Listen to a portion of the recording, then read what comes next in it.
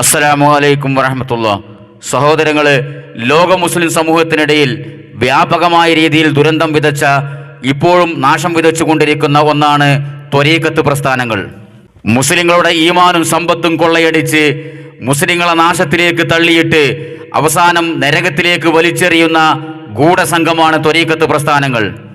ആത്മീയതയുടെ മുഖം മൂടി ധരിച്ച് ഇസ്ലാമിൻ്റെ വേഷഭൂഷാദികൾ ധരിച്ച് മുസ്ലിങ്ങളെ കെണിയിൽ വീഴ്ത്തുന്ന ഈ പ്രസ്ഥാനങ്ങൾ അള്ളാഹുവിലേക്ക് ജനങ്ങളെ അടുപ്പിക്കാനുള്ള വിവിധ മാർഗങ്ങളായാണ് ത്വരീഖത്തുകൾ പരിചയപ്പെടുത്താറുള്ളത്.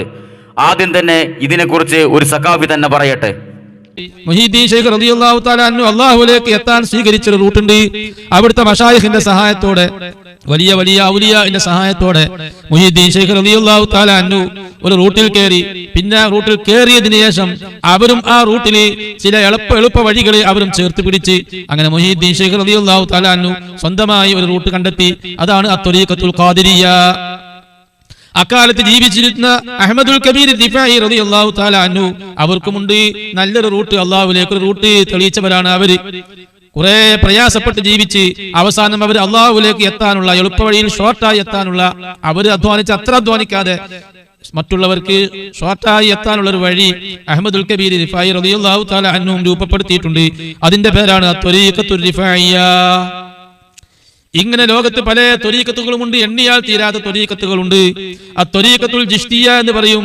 മുഹീദ്ദീൻ ശൈഖ് റളിയല്ലാഹു അൻഹുവിന്റെ മുരീദായിരുന്ന അവിടുത്തെ കാലത്ത് ജീവിച്ച സുൽത്താനുൽ ഹിന്ദ് അജ്മീരി റളിയല്ലാഹു തആല അൻഹു അവര് നേതൃത്വം കൊടുത്ത, അവര് പരിഷ്കരിച്ച ഒരു ത്വരീഖത്താണ്. അവരെ മുമ്പേ ആ ത്വരീഖത്തുണ്ടെങ്കിലും അവര് അല്പം പരിഷ്കരണങ്ങൾ അവർ ചേർത്തി പിടിച്ച ഒരു ത്വരീഖത്താണ് ത്വരീഖത്തുൽ ജിഷ്തിയ്യ. ഇങ്ങനെ ഷാദുലിയ ത്വരീഖത്തുണ്ട്, തിജാനിയ ത്വരീഖത്തുണ്ട്. ഇതെല്ലാം അതിന്റെ മശായിഖന്മാര് നല്ല ത്വരീഖത്തായി അള്ളാഹുവിലേക്ക് എത്താനുള്ള വഴിയായി അവര് തേടിപ്പിടിച്ച് അവർ പരിഷ്കരിച്ച് അവർ പറഞ്ഞതുപോലെ ത്വരീഖത്ത് സ്വീകരിച്ചാൽ അള്ളാഹുവിലേക്ക് എത്താൻ കഴിയും. പക്ഷേ അവരുമായി ഏറ്റവും വലിയ കണക്ഷൻ ഉള്ള ഒരു മഹാന് വേണം. അതിന് ഒരു വലിയന്റെ സഹായത്തോടെ മാത്രമേ അത് സ്വീകരിക്കാൻ കഴിയുകയുള്ളൂ. ഉൾക്കണ്ണുള്ള വലിയ വേണം, രഹസ്യങ്ങൾ അറിയുന്ന വലിയ വേണം, മുരീദിന്റെ മനസ്സറിയുന്ന വലിയ വേണം. ആ വലിയന്റെ സഹായത്തോടെ മാത്രമേ ത്വരീഖത്തിൽ കയറിയാൽ ഓടാൻ സാധിക്കൂ, അള്ളാഹുവിലേക്ക് എത്താൻ കഴിയൂ. അപ്പൊ എന്താ ഈ ചങ്ങായി പറഞ്ഞത്? മുഹീദ്ദീൻ ശൈഖ് അള്ളാഹുവിലേക്ക് എത്താൻ വേണ്ടി സ്വന്തമായി ഒരു റൂട്ട് കണ്ടെത്തി. അതാണ് ത്വരീഖത്തുൽ ഖാദിരിയ്യ. കാരണം റസൂലുള്ളാഹി സ്വല്ലല്ലാഹു അലൈഹി വസല്ലം പഠിപ്പിച്ച റൂട്ട് പോരല്ലോ അള്ളാഹുവിലേക്ക് എത്താൻ. അപ്പൊ സ്വന്തമായിട്ട് റൂട്ട് കണ്ടെത്തണം. ഇത് യഥാർത്ഥ മുഹീദ്ദീൻ ശൈഖിനെ കുറിച്ച് അല്ലട്ടോ ഈ പറയുന്നത്. ഇവർ മാലയിലും മൗലൂദിലും പരിചയപ്പെടുത്തിക്കൊണ്ടിരിക്കുന്ന മുഹീദ്ദീൻ ശൈഖിനെ കുറിച്ചാണ് നമ്മൾ പറയുന്നത്. മുഹീദ്ദീൻ ശൈഖ് ഉണ്ടാക്കിയതാണത്രേ ഖാദിരിയ്യ ത്വരീഖത്ത്. മുഹീദ്ദീൻ ശൈഖിന്റെ പേരിൽ പച്ചക്കളവാണ് ഇവന്മാരി പറഞ്ഞുകൊണ്ടിരിക്കുന്നത്. മഹാനായ മുഹീദ്ദീൻ ശൈഖ് റഹ്മത്തുള്ളാഹി ഇവിടെ ഒരു ത്വരീഖത്തും രൂപീകരിച്ചിട്ടില്ല. അതൊക്കെ പിൽക്കാലത്ത് വന്ന ഓരോ പിഴച്ച പ്രസ്ഥാനങ്ങൾ ഓരോ ത്വരീഖത്തുകൾ രൂപീകരിച്ച് അദ്ദേഹത്തിന്റെ പേരിൽ ചാർത്തിയതാണ്. യഥാർത്ഥ മുഹീദ്ദീൻ ശൈഖും ഇവരും തമ്മിൽ യാതൊരു ബന്ധവുമില്ല. യഥാർത്ഥ മുഹീദ്ദീൻ ശൈഖ് എന്ന് പറഞ്ഞു കഴിഞ്ഞാൽ ഈ കേരളത്തിലെ സമസ്തക്കാരടങ്ങുന്ന അശ്അരികളെ നഖശിഖാന്തം എതിർത്ത ആളാണ്. അവരൊക്കെ ബിദ്അത്തിന്റെ കക്ഷികളാണ് എന്ന് പ്രഖ്യാപിച്ച ആളാണ് ഈ അശ്അരികള്. ഇവർക്ക് മുഹീദ്ദീൻ ശൈഖിന്റെ പേര് ഉച്ചരിക്കാൻ പോലും യാതൊരു അർഹതയില്ല. അത് ഇൻഷാ അല്ലാഹ് വേറൊരു എപ്പിസോഡിൽ നമ്മൾ ചെയ്യാൻ ഉദ്ദേശിക്കുന്നുണ്ട്. അപ്പൊ അള്ളാഹുവിലേക്ക് എത്താൻ വേണ്ടി മുഹീദ്ദീൻ ശൈഖ് സ്വന്തമായി രൂപീകരിച്ച റൂട്ടാണ് ത്വരീഖത്തുൽ ഖാദിരിയ്യ. പിന്നെ അടുത്തത് എന്താണ്? ത്വരീഖത്തുൽ റിഫാഇയ്യ, റിഫായി ത്വരീഖത്ത്. അതെന്താണ്? റിഫായി ശൈഖ് അള്ളാഹുവിലേക്ക് എത്താൻ വേണ്ടി വേറെ ഷോർട്ട് വഴി കണ്ടെത്തിയതാണ്. കാരണം ഇവർക്ക് ആർക്കും അള്ളാഹുവിന്റെ റസൂൽ പഠിപ്പിച്ച റൂട്ട് പറ്റൂലല്ലോ വല്ല മാലയിലും മൗലൂദിലുള്ള ശൈഖന്മാർക്കൊന്നും. അപ്പൊ സ്വന്തമായിട്ട് റൂട്ട് കണ്ടെത്തണം, എന്നിട്ട് പരിഷ്കരണം വരുത്തണം, ഷോർട്ട് വഴി കണ്ടെത്തണം. കാരണം അള്ളാഹിന്റെ റസൂൽ പഠിപ്പിച്ച വഴിയൊന്നും അത്ര ഷോർട്ടല്ല പല കാഴ്ചപ്പാടില്. കഴിഞ്ഞില്ല ത്വരീഖത്തുകളുടെ എണ്ണം ചിശ്തിയ്യ, ഷാദുലിയ്യ, തീജാനിയ്യ അങ്ങനെ എണ്ണി തുടങ്ങിക്കഴിഞ്ഞാൽ 900 ത്വരീഖത്തുകൾ ലോകാടിസ്ഥാനത്തിലുണ്ട്. എല്ലാവരും സ്വന്തമായിട്ട് റൂട്ട് കണ്ടെത്താണ് അള്ളാഹുവിലേക്ക് എത്താൻ വേണ്ടിയിട്ട്. റസൂല് പഠിപ്പിച്ച റൂട്ട് ആർക്കും പറ്റൂല. എടോ, റസൂല് പഠിപ്പിച്ച റൂട്ട് ഇവിടെ വെള്ളി വെളിച്ചം പോലെ വ്യക്തമായിരിക്കെ പിന്നെ എന്തിനാടോ നിങ്ങളെ ശൈഖന്മാരെ വക റൂട്ട് അള്ളാഹുവിലേക്ക് എത്താന്? അത് റസൂലുള്ളാഹിന്റെ റൂട്ട് പോരെ നിങ്ങൾക്ക്? അപ്പൊ സുഹൃത്തുക്കളെ, ഇത് മുസ്ലിം സമുദായത്തെ വഴിപിഴപ്പിക്കാൻ വേണ്ടി ജൂതന്മാര് ഷിയാക്കളെ മുൻനിർത്തിക്കൊണ്ട് ഷിയാക്കളിലൂടെ നടപ്പിൽ വരുത്തിക്കൊണ്ടിരിക്കുന്ന പിഴച്ച പ്രസ്ഥാനങ്ങളാണ് ലോകത്തുള്ള സർവ്വ ത്വരീഖത്തുകളും. ഇത് നമ്മൾ ആരോപണം പറയല്ല, ഇവരെന്നെ പറയും ഇൻഷാ അല്ലാഹ്. അപ്പൊ ഇത്തരത്തിൽ ത്വരീഖത്തുകൾ രൂപീകരിച്ചു കഴിഞ്ഞാൽ പിന്നെ അതിക്ക് ആളെ കൂട്ടണമല്ലോ. അതിലേക്ക് ആളെ കൂട്ടാനുള്ള പ്രകടന പത്രികകളാണ് ഇവരുടെ മാലകള്. നമ്മൾ ഇലക്ഷനിൽ പാർട്ടികളൊക്കെ പ്രകടന പത്രിക ഇറക്കുമല്ലോ, ഓരോ വാഗ്ദാനങ്ങൾ വാരിക്കോരി കൊടുക്കുമല്ലോ. അതുപോലെയുള്ള വാരിക്കോരി കൊടുക്കുന്ന വാഗ്ദാനങ്ങളാണ് മാലയിൽ മുഴുവനുള്ളത്. ഇസ്ലാമുമായി യാതൊരു ബന്ധവുമില്ലാത്ത കുറെ കറാമത്തുകള്, ഇസ്ലാം ഇന്ന് വരെ പഠിപ്പിക്കാത്ത കുറെ വാഗ്ദാനങ്ങള്, ഇതൊക്കെയാണ് സഹോദരങ്ങളെ ഈ ത്വരീഖത്തുകളുടെ പ്രകടന പത്രികകളായ മാല മൗലൂദുകളിൽ കുത്തി നിറച്ചിട്ടുള്ളത്. അത് ഒരു ഷെയ്ഖിന്റെ പേരിലുള്ള മാലയിൽ കുത്തി നിറച്ച കറാമത്ത് കഥകളെ വെല്ലുവിളിക്കുന്ന കറാമത്ത് കഥകളായിരിക്കും മറ്റേ ഷെയ്ഖിന്റെ പേരിലുള്ള മാലകള്. അതിന് ഏറ്റവും വലിയ ഉദാഹരണമാണ് കേരളത്തിൽ പ്രചാരം നേടിയ മൊഹിദ്ദീൻ മാലയും റിഫായി മാലയും. കാരണം മൊഹിദ്ദീൻ മാലയിൽ എന്ത് കറാമത്താണോ പറഞ്ഞത് അതിന് മുകളിൽ നിൽക്കുന്ന കറാമത്തായിരിക്കും റിഫായി മാലയിൽ ഉണ്ടാകുക. സ്വന്തം സ്ഥാനാർത്ഥികളെ പറ്റി ഇല്ലാ കഥകൾ മെനഞ്ഞുണ്ടാക്കുന്ന രാഷ്ട്രീയ പാർട്ടിക്കാരെ പോലെ സ്വന്തം ഷെയ്ഖന്മാരെ പറ്റി പൊടിപ്പും തൊങ്ങലും വെച്ച കഥകൾ വാരി വിതറുന്ന ചവറുകളാണ് മാലകൾ. ഇപ്പൊ മൊയ്തീൻ ഷെയ്ഖിനെ കുറിച്ച്, മൊയ്തീൻ ഷെയ്ഖ് കുട്ടിയായ കാലത്ത് മുല കുടിക്കുന്ന കാലത്ത് തന്നെ റമളാൻ മാസത്തിൽ മുല കുടിക്കാറില്ലായിരുന്നു ആ മാലയിലുള്ളത്. മൊയ്തീൻ മാലയുള്ള വരിയാണ്, മുതലായ റമളാനിൽ 30 നാളിലും മുല കുടിക്കും കാലം മുലനെ തൊടാത്തോവർ. മൊയ്തീൻ മാലയുള്ള വരിയാണ്. റമളാൻ മാസം 30 ദിവസവും മുല കുടിക്കണ പ്രായത്തിൽ മൊയ്തീൻ ഷെയ്ഖ് ഉമ്മാന്റെ മുല കുടിക്കലില്ലായിരുന്നു. കാരണം എന്താണ്? കുട്ടി മൊയ്തീൻ ഷെയ്ഖിന് നോമ്പായിരുന്നു. കറാമത്താണ്. അപ്പൊ ഇത് കേട്ടപ്പോ ഇതിന്റെ മുകളിൽ നിൽക്കുന്ന പ്രകടന പത്രിക റിഫായി മാലയില് 30 പറഞ്ഞത് എന്നാ കാണിച്ചു തരാം, പിടിച്ചോ. മുന്നം ഒരേലാൽ 40 നാളിലും മുല കുടിക്കും കാലം മുലനെ തൊടാത്തോവർ. മൊയ്തീൻ ഷെയ്ഖ് 30 പറഞ്ഞത്, ഞമ്മളെ ഷെയ്ഖ് 40 ദിവസം മുല കുടിക്കണ കാലത്ത് മുലനെ തൊട്ടിട്ടില്ല. അപ്പൊ ഈ മാല ഇതിണ്ടാക്കി നമുക്കുണ്ടല്ലോ, ഈ ചങ്ങായി കറാമത്ത് കുത്തിത്തിരിക്കണ ബേജാറില് റമളാൻ മാസം 40 നോൽപ്പില്ല എന്ന് പോലും അയാൾ മറന്നുപോയി. മൊയ്തീൻ ഷെയ്ഖിന് 30 പറഞ്ഞത്, നമ്മളെ ഷെയ്ഖിന് 40. ഓനെ സംബന്ധിച്ചിടത്തോളം മൊയ്തീൻ മാലയിൽ മുല ഉണ്ടോ, നമ്മളെ മാലയിലും വേണം മുല. അതാണ് തിരികണം, അത്രേ ഉള്ളൂ. അപ്പൊ ചില മൗലവിമാരെ ന്യായീകരണം, വഹാബി 40 നാളിലെന്ന് പറഞ്ഞാൽ അവിടെ റമളാൻ മാസം ഉണ്ടോന്ന്. റമളാൻ മാസം ഇല്ലെങ്കിൽ പിന്നെ 40 ദിവസം മുല കുടിച്ചില്ല എന്ന് പറഞ്ഞാൽ എന്ത് കറാമത്തോടെ അതിലുള്ളത്? ഒരു കുട്ടി ഉമ്മാന്റെ മുല കുടിക്കാതിരിക്കുക, അത് കറാമത്താ? എന്തൊക്കെ കാരണങ്ങളുടെ നമ്മളെ നാട്ടിൽ സംഭവിക്കല്ലേ? ചില മുലപ്പാൽ കട്ടി ഏറി കഴിഞ്ഞാൽ, രുചി വ്യത്യാസം വന്നു കഴിഞ്ഞാൽ കുട്ടികൾ മുല കുടിക്കൂല. ചിലപ്പോൾ ഒരാഴ്ച കുടിക്കൂല, 10 ദിവസം കുടിക്കൂല, 15 ദിവസം കുടിക്കൂല. അതിന് കുപ്പിപ്പാൽ കൊടുക്കും, അതൊക്കെ കറാമത്താ? ആ തള്ളന്റെ മുലപ്പാലിന് എന്തെങ്കിലും കേടുണ്ടാവും, അതിന് ചികിത്സിക്കണം, അതും കറാമത്ത്. എടോ, അതൊക്കെ ഒരു ശാരീരിക അവസ്ഥകളല്ലേ, ഒരു ശാരീരിക ദുർബലതകളല്ലേ?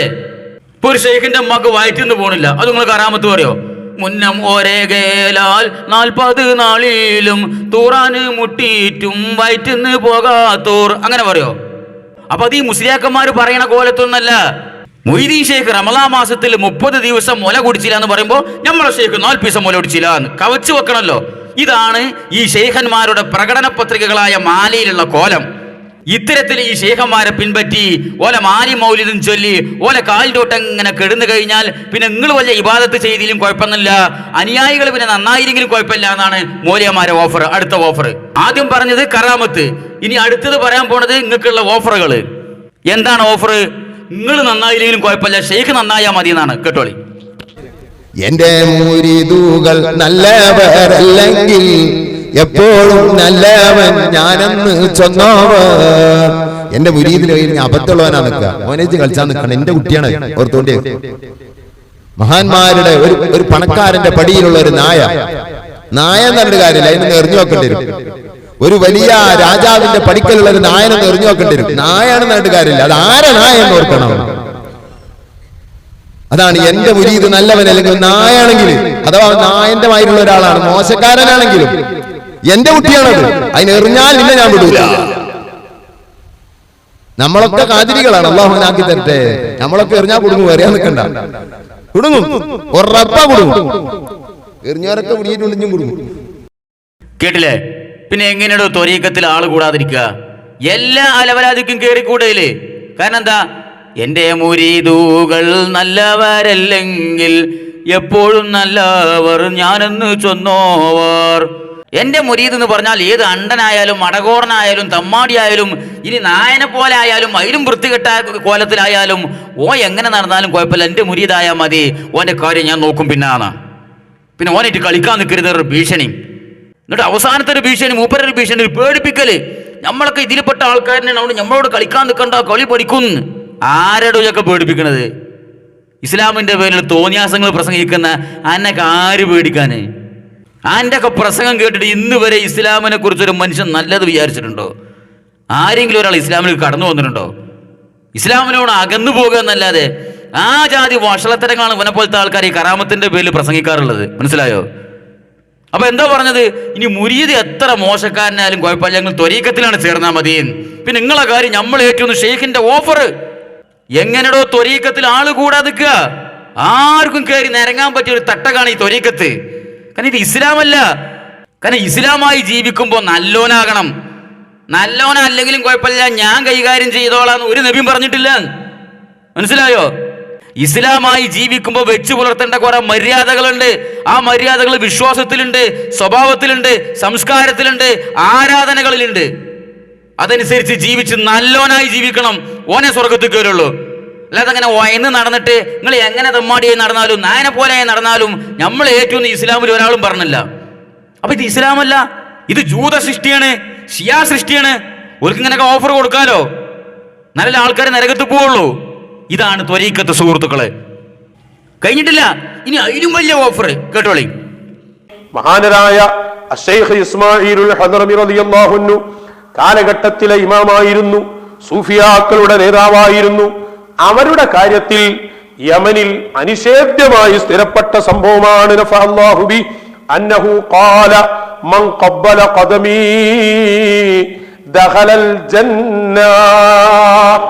അവരുടെ അധികാരം മഹാനരായ ഇമാം ഇബ്നു ഹജറുൽ ഹൈതമി തങ്ങൾ രേഖപ്പെടുത്തുകയാണ്. ഇസ്മാഈലുൽ ഹദ്റമി റളിയല്ലാഹു അൻഹു അതാ യമനിൽ വെച്ച് പ്രഖ്യാപിക്കുകയാണ്, മൻ ഖബ്ബല ഖദമീ ദഖലൽ ജന്ന. എന്റെ ഖദമ്, എന്റെ കാൽപാദം ഒരാൾ ചുംബിച്ചാൽ അവൻ സ്വർഗത്തിൽ കടക്കും, യാതൊരു സംശയവും വേണ്ട. നല്ല വിശ്വാസത്തോടെ എന്നെ അംഗീകരിച്ച് എന്റെ കാല് ചുംബിച്ചാൽ അവൻ സ്വർഗത്തിലാണെന്ന് മഹാനരായ ഇസ്മാഈലുൽ ഹദ്റമി റളിയല്ലാഹു അൻഹു പറഞ്ഞു. ഇസ്മായിൽ ഹദ്റമി എന്ന് പറഞ്ഞ ഒരുത്തൻ പറഞ്ഞത്രേ, എന്നെ അംഗീകരിച്ച് നല്ല വിശ്വാസത്തോടു കൂടി എന്റെ കാല് നക്കി നടന്നാൽ സ്വർഗം കൊടുക്കാൻ. ഇനി എന്താണ് മുരീദന്മാർക്ക് വേണ്ടത്? സ്വർഗം കിട്ടുമല്ലോ വേണ്ടത്. അതിനിപ്പോ ഇസ്ലാം പറഞ്ഞ മാതിരി നിസ്കരിക്കുക, നോമ്പ് നോൽക്കുക, ഹജ്ജ് ചെയ്യുക, സക്കാത്ത് കൊടുക്കുക, അങ്ങനെ വിശ്വാസ കാര്യങ്ങളും കർമ്മകാര്യങ്ങളും യഥാവിധി പ്രകാരം ചെയ്ത് ഇങ്ങനെ ജീവിക്കാൻ എത്ര അടങ്ങേറുണ്ട്. അതിന് ബദലായിട്ട് ഒരു ഷെയ്ഖിന്റെ ഹളറത്ത് പോയിട്ട് അയാളെ കാല് നക്കി ഇങ്ങനെ നായനെ പോലെ കിടന്നു കഴിഞ്ഞാൽ സ്വർഗം കിട്ടൂലേ? ത്വരീഖത്ത് ആള് കൂടെയുള്ളൂ. ആര് പഠിപ്പിച്ചതാണത്? ഇസ്ലാം പഠിപ്പിച്ചത് അല്ല, ജൂതന്മാർ ഷിയാക്കളിലൂടെ പഠിപ്പിച്ചു. ഈ ത്വരീഖത്തിന്റെ എല്ലാം പിന്നിൽ ഷിയാക്കളാണ്, അവരെ നിയന്ത്രിച്ചു കൊണ്ടിരിക്കുന്ന ജൂത പരീക്ഷകളാണ് ത്വരീഖത്തിന്റെ പിന്നിൽ. ഇസ്ലാമായിട്ട് യാതൊരു ബന്ധമില്ല. ഇത് സലഫികൾ വെറുതെ പറയില്ല. ആരാ ത്വരീഖത്തിനെ നിയന്ത്രിച്ചു കൊണ്ടിരിക്കുന്നത്? ആരാണ് അതിന് ബീജാവാപം നൽകിയത്? ആരുടെ ആദർശമാണ് അവർ വെച്ചു പുലർത്തുന്നത്, പ്രചരിപ്പിക്കുന്നത്? ഇവർ തന്നെ പറയട്ടെ. ഇതിൽ ബാത്തിനിയ വിഭാഗമാണ് നമ്മുടെ നാട്ടിൽ അറിയപ്പെടുന്ന ഒരുപാട് ത്വരീഖത്തുകളെ സ്വാധീനിച്ചത്. ബാത്തിനിയ വിഭാഗത്തെ സംബന്ധിച്ച് അഹ്ലുസുന്നത്ത് വൽ ജമാഅത്തിന്റെ ഇജ്മാ, അവർ ഇസ്ലാം ദീനിന്റെ പുറത്തു കടന്ന കുഫർ കൊണ്ട് ഹുക്കുമ ചെയ്യപ്പെടുന്ന ബിദ്അത്തുകാരാണ്. ഇത്രയും കാലം സലഫികൾ പറഞ്ഞുകൊണ്ടിരുന്ന ഒരു കാര്യം ഇപ്പൊ അവർ സമ്മതിച്ചു. ഞങ്ങൾ പണ്ട് മുതലേ പറയുന്നതാണ്, ലോകത്തുള്ള മുഴുവൻ സലഫികളും പറയുന്നതാണ്, ഈ ത്വരീഖത്തുകൾക്ക് പിന്നിൽ ജൂതന്മാരാണ്, അവർ സൃഷ്ടിച്ച ഷിയാക്കളാണ് എന്നുള്ള കാര്യം. ഇപ്പോൾ അംഗീകരിച്ചു. ഇവർക്ക് അങ്ങനെയാണ്, നമ്മളൊരു കാര്യം പറഞ്ഞു കഴിഞ്ഞാൽ അത് അംഗീകരിക്കണമെങ്കിൽ ചുരുങ്ങിയത് 50 കൊല്ലം വേണം. 50 കൊല്ലം കഴിഞ്ഞിട്ട് അത് അംഗീകരിക്കണം വേണ്ടെന്ന് ആലോചിക്കുള്ളൂ. പിന്നീട് 25 കൊല്ലം കഴിഞ്ഞിട്ട് അംഗീകരിക്കുള്ളൂ.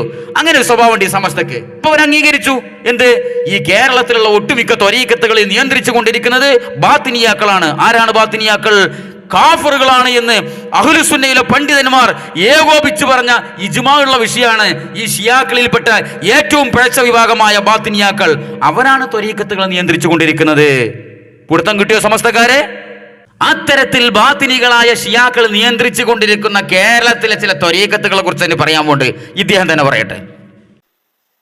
നമ്മുടെ നാട്ടിൽ നിലവിലുണ്ടായിരുന്ന, ഇപ്പോൾ നിലനിൽക്കുന്ന കൊടുവള്ളി ഭാഗത്ത് പ്രത്യക്ഷപ്പെട്ട കുരൂർ ത്വരീഖത്ത്, ആത്മീയതയുടെ പേരിൽ, ത്വരീഖത്തിന്റെ പേരിൽ, തസൗഫിന്റെ ഉയർന്ന രീതി എന്ന നിലക്ക് മുസ്ലിം സമുദായത്തിലെ ഒരു വിഭാഗത്തെ സ്വാധീനിച്ച ത്വരീഖത്തായിരുന്നു കുരൂർ ത്വരീഖത്ത്. കുരൂർ എന്നയാളെ വീട്ടുപേരാ ഷെയ്ഖിന്റെ.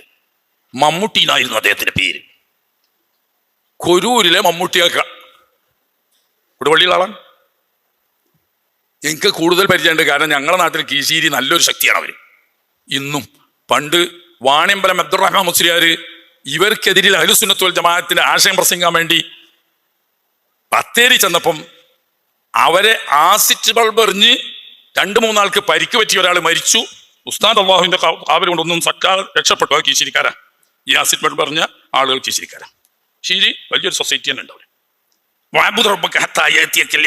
എന്ന് പറഞ്ഞുകൊണ്ട് ഈ ബാത്തിനിയ മദ്ഹബാണ് അവരുടെ തരീഖത്ത് മുഴുവനായിട്ടും. കാരണം അവരുടെ ക്ലാസ്സുകളിൽ നമ്മളെ കേൾക്കെ തന്നെ അവർ പറയുന്നത് ഈ ഖുർആനൊന്നും ഖുർആനല്ല, അള്ളാഹുവിന്റെ ഖുർആൻ ഇതല്ല. മക്കയിലുള്ള കഅബ എന്ന് പറയുന്നത് ഗുരുവായൂരമ്പലം പോലെ തന്നെ കല്ലുകൊണ്ട് എടുത്തതാണ്. അതിൽ രണ്ടോ വ്യത്യാസമില്ല. നിസ്കാരം എന്ന് പറയുന്നത് കുറെ കുത്തിമറിയലല്ല. നോമ്പ് എന്ന് പറഞ്ഞാൽ കുറെ പട്ടിണി കിടക്കലല്ല. സക്കാത്ത് എന്ന് പറഞ്ഞാൽ നമ്മൾ അധ്വാനിച്ചുണ്ടാക്കിയ ധനത്തിന്റെ ഒരു ഭാഗം മറ്റുള്ളവർക്ക് കൊടുക്കലല്ല.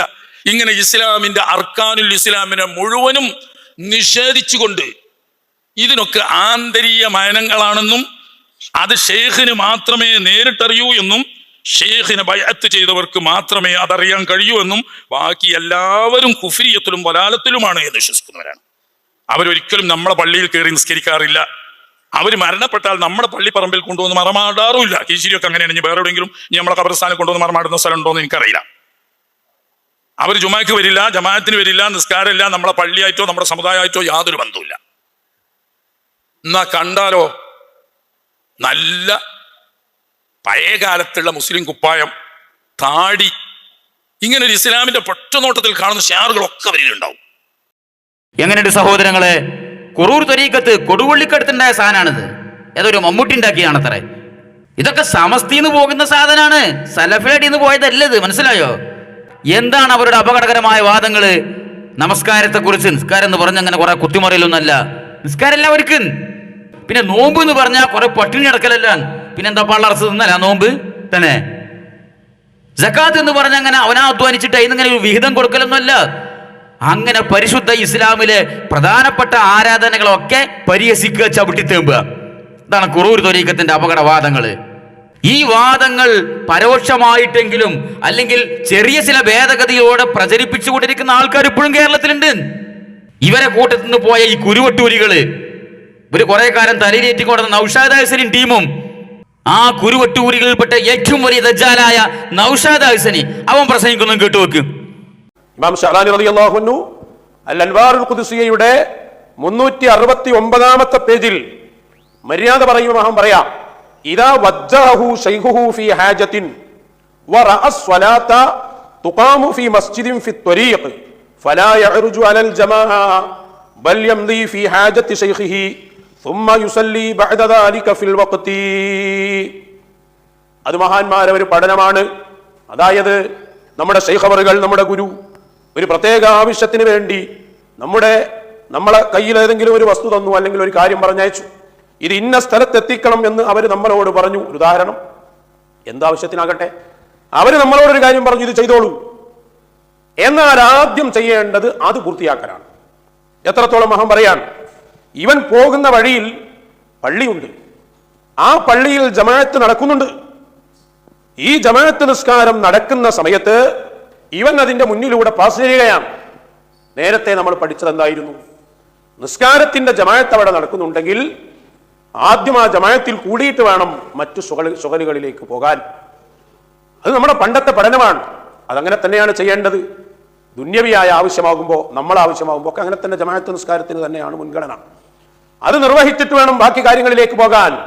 പക്ഷേ ശൈഖ് അവറുകൾ ഒരു കാര്യം നിന്നോട് ചെയ്യാൻ പറഞ്ഞാൽ, ഇമാം ഷഅറാനി റളിയല്ലാഹു അൻഹു എഴുതുന്നു, ഫലാ യഅ്റുജു അലൽ ജമാഅ, ആ ജമാഅത്തിൽ നീ പങ്കെടുക്കാൻ പാടില്ല. ബൽ യംളി ഫീ ഹാജത്തി ശൈഖിഹി, പിന്നെ നീ എന്താണ് ചെയ്യേണ്ടത്? ശൈഖ് അവറുകളുടെ കാര്യത്തിൽ പൂർണ്ണമായി ശ്രദ്ധിച്ച് അത് പൂർത്തിയാക്കണം. സുമ്മ യുസല്ലി ബഅദ ദാലിക, പിന്നീട് ശൈഖ് അവറുകളുടെ ആവശ്യം പൂർത്തിയാക്കിയതിന് ശേഷം നിസ്കരിക്കണം. സമസ്തക്കാര് പ്രത്യേകം ശ്രദ്ധിച്ചോ, ഇതൊക്കെ കുറൂർ ത്വരീഖത്തിന്റെ മാത്രം വാദാണെന്ന് പറഞ്ഞിട്ട് കൈയെഴുകാൻ നിൽക്കണ്ടങ്ങള്. ഇത് ആര് പറഞ്ഞതാണെന്നറിയോ? നിങ്ങളെ വലിയ ഹോജയായ അബ്ദുൽ വഹാബ് ഷഅറാനി അൻവാറുൽ ഖുദ്സിയ എന്ന പാള കിതാബിൽ പറഞ്ഞിരിക്കുന്നു. നിഷേധിക്കാൻ കഴിയോ നിങ്ങൾക്ക്? ആ കിതാബിൽ അങ്ങനെ പറഞ്ഞിട്ടില്ല, നിഷേധിക്കാൻ കഴിയോ? അബ്ദുൽ വഹാബ് ഷഅറാനിയെ ഞങ്ങൾ അംഗീകരിക്കില്ല എന്ന് തള്ളാൻ കഴിയോ നിങ്ങൾക്ക്? കുരുവട്ടൂരുകൾ കിതാബ് വായിച്ചിട്ടാ പറയണത്. മനസ്സിലായോ? ഇതാണ് നിങ്ങളെ ത്വരീഖത്തിന്റെ പിഴച്ച വാദങ്ങളാണിതൊക്കെ. നിങ്ങളെ ഈ സൂഫികളെ പിഴച്ച വാദങ്ങളാണിതൊക്കെ. എന്താ പറഞ്ഞത്? ഒരുത്തങ്ങനെ ഷെയ്ഖിന്റെ ഹളറത്തിൽ എത്തിക്കഴിഞ്ഞാൽ പിന്നെ ഷെയ്ഖിന്റെ കാലിന്റെ ചുവട്ട് തലച്ചോറാണ് പണയം വെക്കണമല്ലോ. പിന്നെ ഷെയ്ഖ് ഓടണമെന്ന് പറഞ്ഞാൽ ഓടണം, ചാടണമെന്ന് പറഞ്ഞാൽ ചാടണം, തല കുത്തി നിൽക്കണമെന്ന് പറഞ്ഞാൽ തല കുത്തി നിൽക്കണം, തുണി കഴിച്ചിട്ട് ഓടണമെന്ന് പറഞ്ഞാൽ അങ്ങനെ ചെയ്യണം, കെട്ടിയോളം കൊണ്ട് കൊണ്ടുവരാന്ന് പറഞ്ഞാൽ അങ്ങനെ ചെയ്യണം, എല്ലാം ചെയ്യണം. ഷെയ്ഖ് എന്ത് പറഞ്ഞോ അതിൽ അപ്പീലില്ല, ചോദ്യം ചെയ്യാൻ പാടില്ല, സെമീനാവാത്തവനാ. അങ്ങനെ ഷെയ്ഖ് ഒരു കാര്യത്തിന് വേണ്ടി അവനെ പറഞ്ഞയച്ച സമയത്ത് പള്ളിയിൽ ജമാഅത്ത് നടക്കുകയാണ്. അങ്ങനെ പണ്ടത്തെ നമ്മളെ പഠനപ്രകാരം ആ ജമാഅത്ത് കഴിഞ്ഞിട്ടേ പോകാൻ പാടുള്ളൂ. ഇപ്പൊ പിന്നെ ഷെയ്ത്താൻ നമ്മളെ വീണ്ടും പഠിപ്പിച്ചല്ലോ, പുതിയ കാര്യങ്ങൾ പഠിപ്പിച്ചുകൊണ്ടിരിക്കുകയുള്ളൂ. ജൂതന്മാർ പുതിയ പുതിയ കാര്യങ്ങൾ ക്ലാസ് എടുത്തുകൊണ്ടിരിക്കുകയുള്ളൂ. അപ്പൊ ഇപ്പോഴത്തെ പഠനപ്രകാരം എന്താണ്? ഈ ത്വരീഖത്ത് കയറി കഴിഞ്ഞാൽ പിന്നെ എന്താണ്?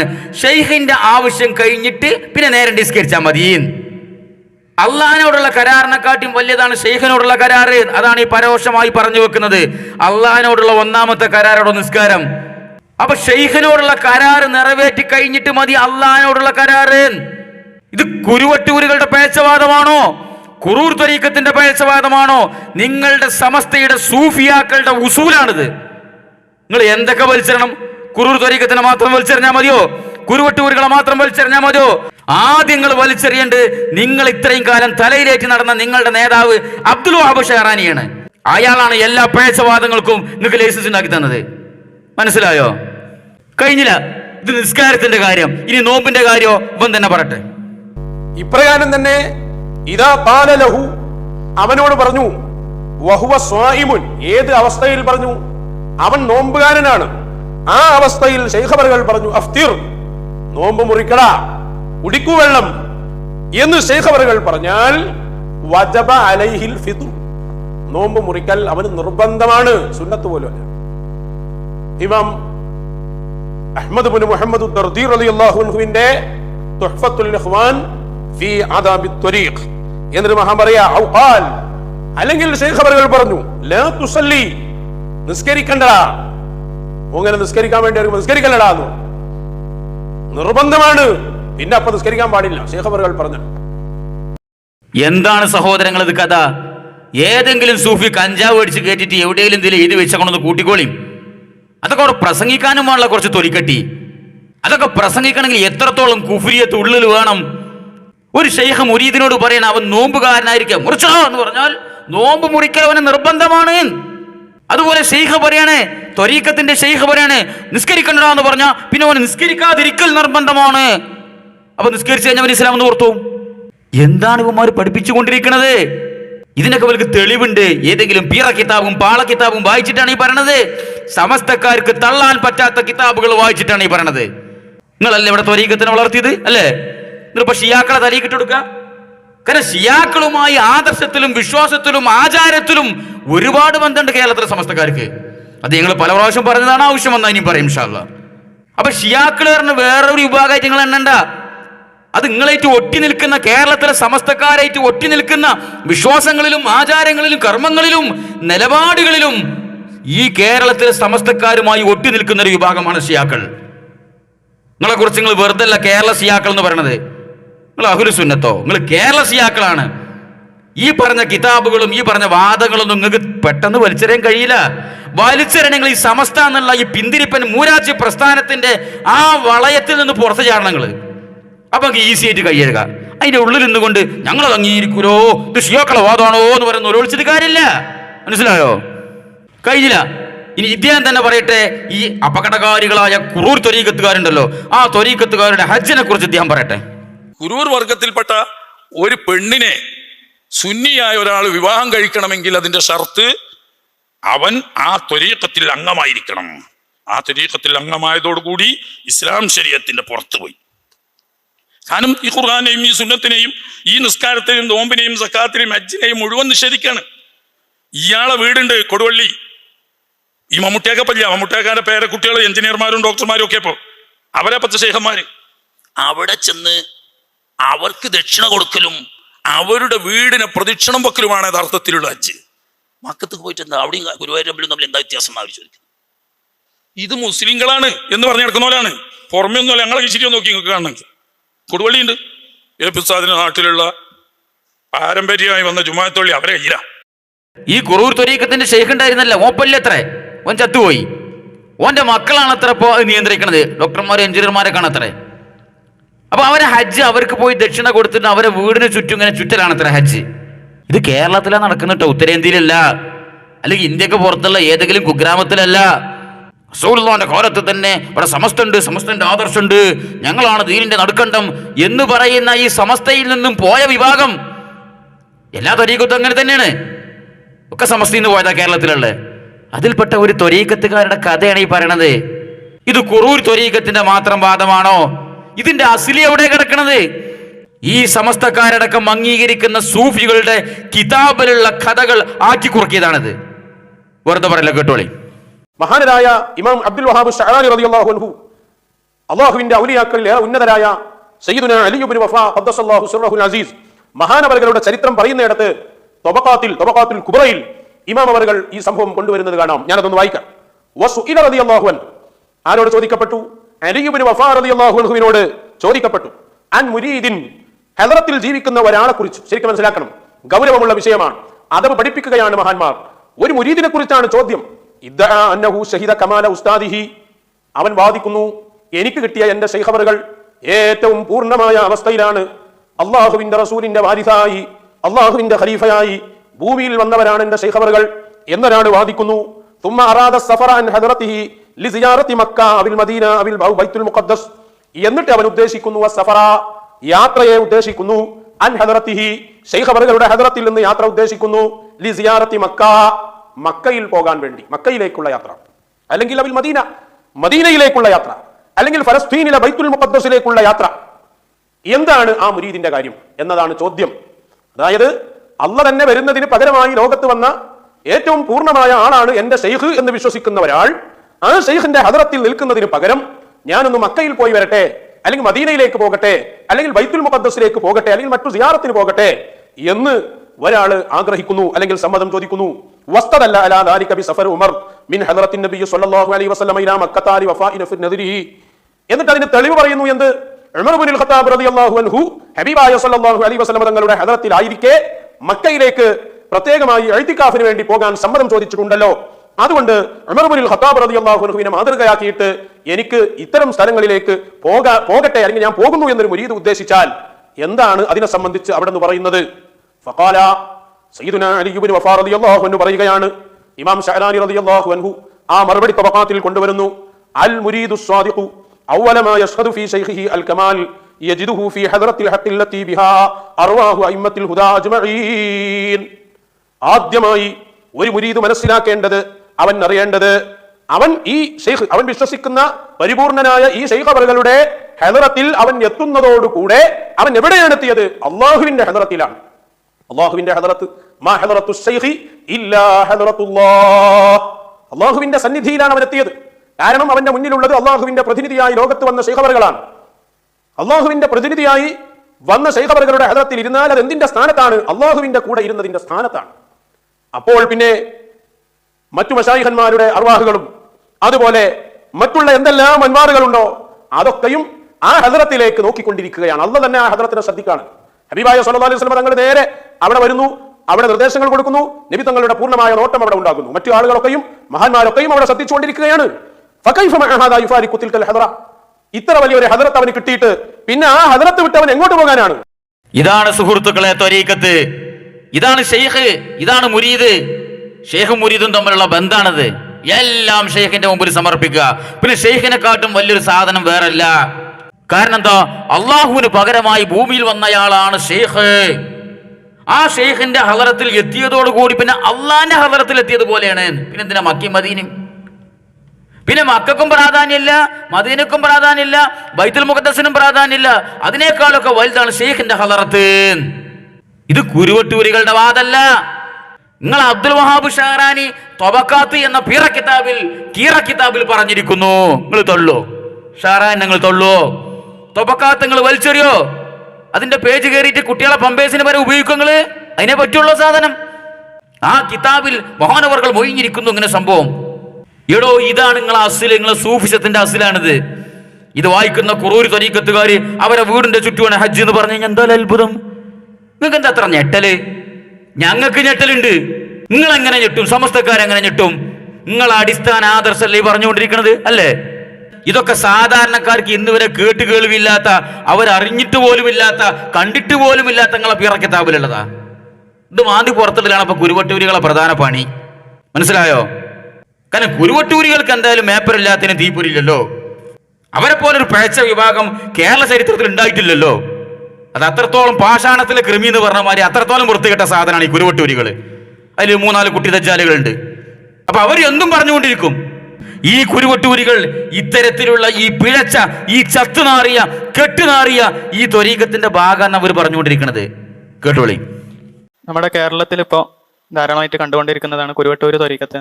അതിന്റെ യഥാർത്ഥ പ്രശ്നം എന്താ? കുരുവട്ടൂർ ത്വരീഖത്ത് എന്ന് നമ്മൾ പറയുന്ന അവരിന് എന്താ പറയണെന്ന് എനിക്കറിയില്ല. അതിന്റെ മുന്നിൽ കാണുന്ന ആള് കുരുവട്ടൂർക്കാരൻ, ഒരു ഹാഫിളാണ്. കുറെ മുരീദന്മാര്, മൂല്യമാർ, 2-3 മൂല്യമാരിട്ടുള്ളൂ. എന്താ അപ്പൊ അതിന്റെ ശരി എന്നുള്ളത് എനിക്കറിയില്ല. ശരിയല്ല എന്ന് എനിക്ക് മനസ്സിലായി. എന്തുകൊണ്ടാന്ന് വെച്ചാൽ ഞങ്ങളെ കീശീരിന്റെ കുയ്യമ്പറമ്പിൽ ഉണ്ട് ഒരു ബീരണ്ണി എന്ന് പറഞ്ഞിട്ട് വെറും ഒരു തേങ്ങ പൊളിച്ചാന്ന് പറഞ്ഞു കഴിഞ്ഞാൽ 5ാം ക്ലാസ് മദ്രസ വരെ പഠിച്ചിട്ടില്ലാത്തൊരു സാധുവായ മനുഷ്യൻ. അദ്ദേഹം ഷെയ്ഖും മുറബിയുമാണെന്ന് മാത്രമല്ല, ദിക്ർ ഹൽക്കയിൽ ഖുർആൻ താഴെ വെച്ച് അതിന്റെ മുകളിൽ കയറി നിൽക്കുമായിരുന്നു ഈ ബീരാണി. നിങ്ങൾക്കൊക്കെ പരിചയമുള്ള ആളാണ് ഈ ബീരാണി. ഖുർആന്റെ മുകളിൽ കാരണം എന്തുകൊണ്ട് ഖുർആനെക്കാട്ടിലും ഷറഫ് മൂപ്പർക്കാണെന്ന് വാദിച്ചിട്ട് അങ്ങനെയുള്ള ബീരാണി മരിച്ചിട്ട് മഹലൊക്കെ വിലക്കിയതാണ്. ഇയാളെ പേരന്റെ മുറ്റത്ത് തന്നെയാണ് ഇയാളെ മറുമാടി. ഇപ്പൊ അവിടെ ഉറൂസ് നടക്കുന്നുണ്ട്, എല്ലാ മാസവും അല്ലാതെ ഒരു മൗലൂദും നടക്കുന്നുണ്ട്. ഈ മൗലിദ് അധികവും നടക്കൽ വെള്ളിയാഴ്ചയാണ്. വെള്ളിയാഴ്ച 10 മണിക്ക് തുടങ്ങിയാൽ ഉച്ചക്ക് 2 മണി വരെ മൗലിദും ദിക്റുമാണ്. ജുമാ അവർക്കില്ല. ളുഹ്ർ നിസ്കരിക്കലുണ്ടോ എന്ന് എനിക്കോട്ട് അറിയില്ല. 2 മണിന്റെ ശേഷം ഭക്ഷണം കഴിച്ച് വിരിയലാണ് അവരുടെ ശൈലി. അതില് നമ്മളെ പണ്ട് വാദപ്രതിവാദിനൊക്കെ അറിഞ്ഞ ആ മനുഷ്യനും അയാളെ അളിയൻ എന്ന് പറയുന്ന കണ്ടാ തന്നെ സഫിയാണെന്ന് മനസ്സിലാണ് ആ മനുഷ്യനും, അവരൊക്കെ ആ നേർച്ചയിൽ പങ്കെടുക്കുന്നവരാണ്. ഓലേതായാലും എങ്ങനെ കണ്ടമുറിച്ച് കണ്ട് കൊണ്ടിരിക്കണ്ടേ അതൊന്നും എനിക്ക് അവർക്കും വേണമെങ്കിൽ ഒന്ന് ചോദിക്കാം. എനിക്ക് അതിനോട് എതിരൊന്നുമില്ല.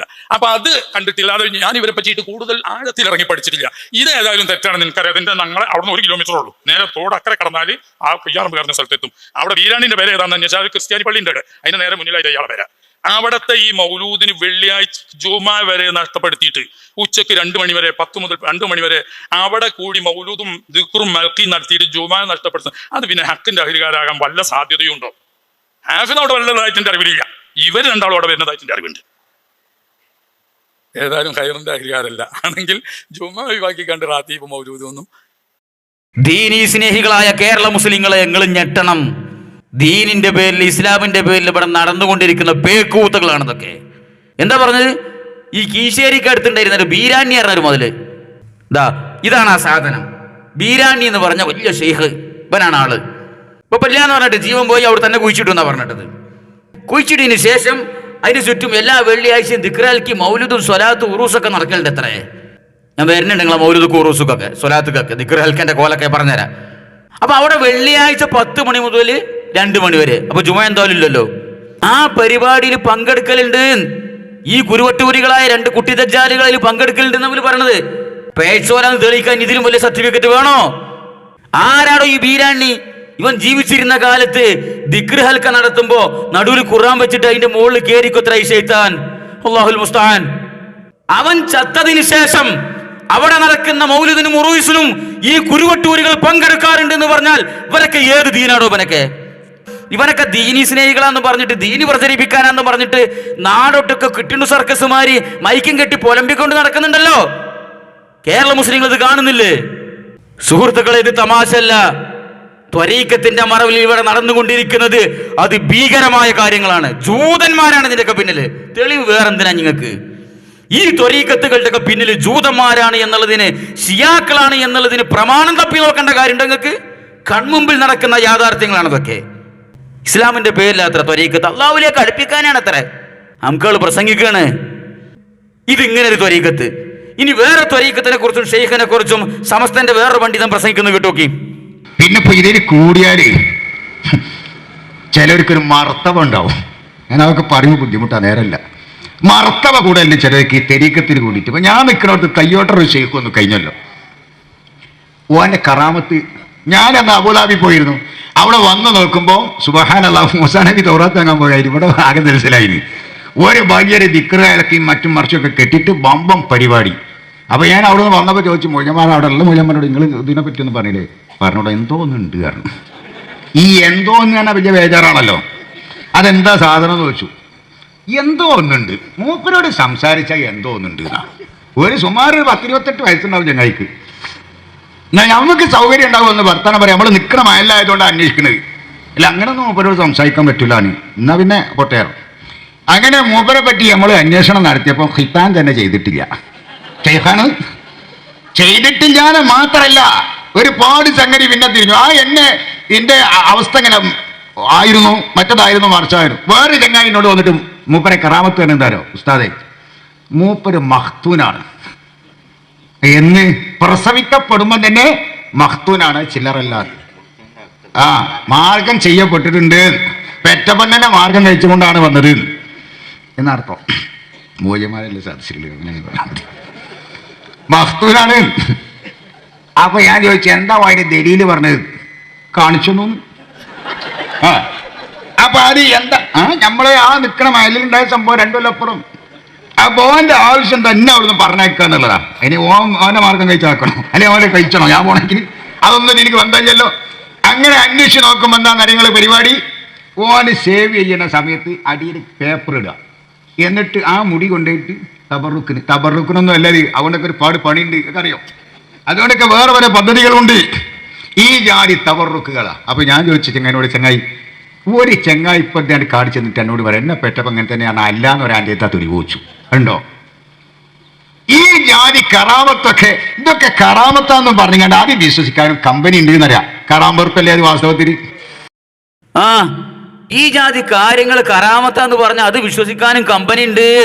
ഏത് കമ്പനി? നിങ്ങളെ സമസ്തന്റെ കമ്പനി. നിങ്ങളെ സമസ്തയിൽ നാളെ ഈ ത്വരീഖത്തുകളിലേക്കൊക്കെ പോയിക്കൊണ്ടിരിക്കുന്നത് നിങ്ങളെ കമ്പനി, കറക്ക് കമ്പനി. ഇതാരാന്നറിയോ? EK ഗ്രൂപ്പിന്റെ പ്രഗത്ഭനായ പ്രാസംഗികനാ കല്ലൂർ മൊയ്തീൻകുട്ടി മുസ്ലിയാർ. ഇയാളെ അടുത്ത കാലത്ത് മരിച്ചു. അപ്പൊ മൂപ്പര് നിൽക്കണ മഹലില് ഒരു ത്വരീഖത്തിന്റെ ഷെയ്ഖ്.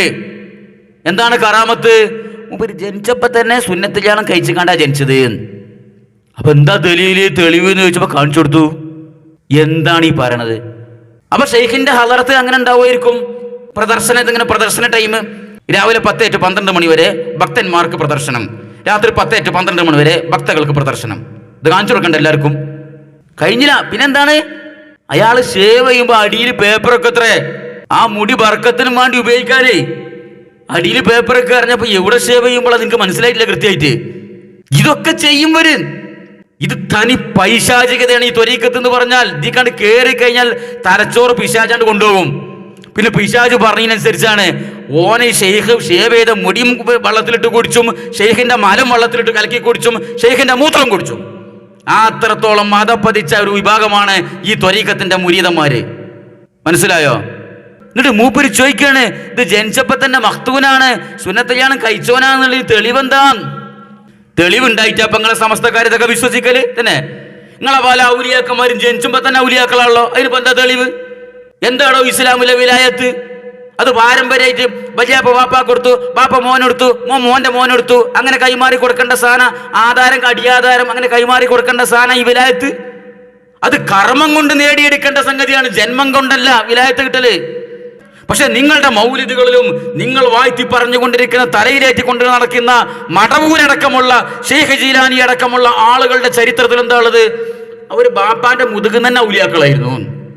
ബാപ്പാന്റെ നട്ടലിന്റെയും വാര്യലിന്റെ അടിയിൽ ഇങ്ങനെ ആ ദ്രാവകമായിട്ട് കിടക്കുന്ന സമയത്ത് തന്നെ ഔലിയ ശുക്ലം, പിന്നെ കുറച്ചും കൂടി കഴിഞ്ഞാൽ ഔലിയ ബീജം, പിന്നെ ഭാര്യന്റെ ഗർഭപാത്രത്തിൽ കടന്നു കഴിഞ്ഞാൽ ഔലിയ ഭ്രൂണം, പിന്നെ പ്രസവിച്ചു കഴിഞ്ഞാൽ ഔലിയ പൈതല്, ഔലിയ ശിശു.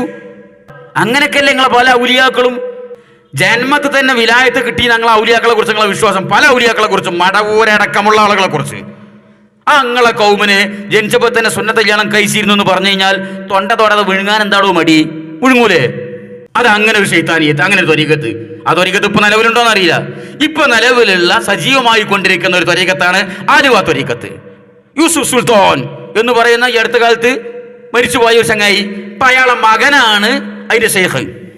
ആ ത്വരീഖത്തിന്റെ നിലവിലെ ഷെയ്ഖും ഖലീഫയും ആ യൂസുഫ് സുൽത്താനി എന്ന് പറയുന്ന 8-10 കൊല്ലം മുമ്പ് മരിച്ചുപോയ അച്ചങ്ങായിന്റെ മോനാണെന്ന് പറയുമ്പോൾ നിങ്ങൾ വിചാരിച്ചും വലിയ മഹാനവറുകളാണെന്നുള്ളത്. കണ്ടോളി കോലം. ഈ ചെങ്ങായി ബാപ്പാന്റെ പിൻഗാമിയായി ത്വരീഖത്തിന്റെ ഷെയ്ഖായി ഖലീഫയായി ചാർജ് എടുത്തതിന്റെ പേരിൽ ഓലടി ഭിന്നിപ്പുണ്ടായി. ഇപ്പൊ 3 വിഭാഗമാണ് ആലുവ ത്വരീഖത്ത്. അപ്പൊ ഒരു വിഭാഗം ഇച്ചങ്ങാനെ പരിചയപ്പെടുത്തിയിട്ട് വീഡിയോ ഇറക്കിയിട്ടുണ്ട്, അതൊന്ന് കണ്ടോളി. ഇവന് ഷെയ്ഖുനാന്റെ മൂത്ത മകനാണ്, പേര് നിസാമുദ്ദീന്, നിസുക്ക എന്നാണ് ഞങ്ങളൊക്കെ വിളിച്ചിരുന്നത്. ഇവന് ജീവിത കാലഘട്ടത്തിലെ ഷെയ്ഖുനാന്റെ ഒരു രീതിയിൽ ജീവിച്ച ഒരാളല്ല. ഷെയ്ഖുന ഇവനെ നന്നാക്കാൻ വേണ്ടി ഒരുപാട് ശ്രമിച്ചിട്ടുണ്ട്. ഖലീഫമാരോടും പണ്ഡിതന്മാരോടൊക്കെ ഇങ്ങനെ പറഞ്ഞിട്ടൊക്കെ അന്ന് പറഞ്ഞ് ശരിയാക്കി എന്നൊക്കെ പറഞ്ഞ് ഒരുപാട് ശ്രമിച്ചിട്ടുണ്ട് അവനെ നന്നാക്കാൻ. അങ്ങനെ അവസാന കാലഘട്ടത്തിൽ വരെ ഷെയ്ഖുന ഖിലാഫത്ത് വരെ കൊടുത്തു.